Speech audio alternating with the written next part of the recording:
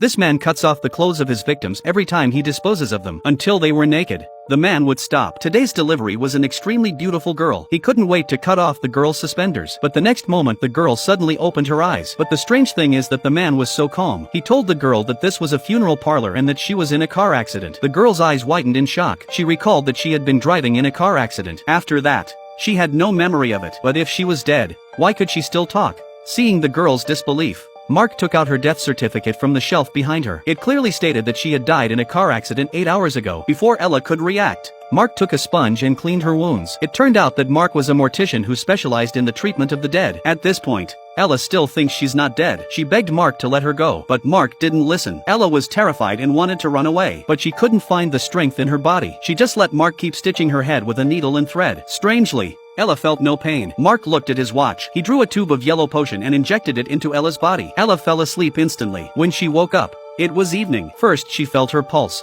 but she couldn't feel it, so Ella slammed her hand into the bed again. Strangely, she felt no pain from the impact. At this point, she realized she was probably dead. She tried to escape, but the door was locked. Meanwhile, her boyfriend came to the funeral home to see Ella one last time, but Mark turned him away on the grounds that he wasn't family. Ella heard her boyfriend's voice shouting at the door, but the house is surprisingly soundproof, so her boyfriend didn't hear her. Ella panicked and tried to call him, but the phone line was cut off. Ella missed her chance. She went on a rampage, knocking over everything in the house to vent her anger. When Mark opened the door, the room was a mess. Ella begged Mark to let her go, but Mark didn't. That day Ella's mother came to the funeral home. She wanted to see her daughter for the last time because she missed her so much. Mark slowly lifted the white cloth. She looked at her daughter's body and burst into tears. After saying goodbye to her daughter, she was ready to leave. Mark seemed to be afraid that Ella would wake up and panicked as he closed the cloth. But then the mother suddenly turned around to check on her.